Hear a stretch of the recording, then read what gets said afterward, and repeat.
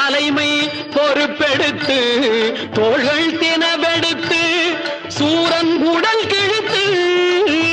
தேவர் படை தலைமை பொறுப்பெடுத்து தோள்கள் தினவெடுத்து சூரன் உடல் கிழித்து கோவில் கொண்டே அமர்ந்த ஒரு வீடு கோவில் கொண்டே அமர்ந்த ஒரு வீடு கடல் கொஞ்சம் செந்தூரில் உள்ள படை வீடு கடல் கொஞ்சம் செந்தூரில் உள்ள படை வீடு அறுபடை வீடு கொண்ட திருமுருகா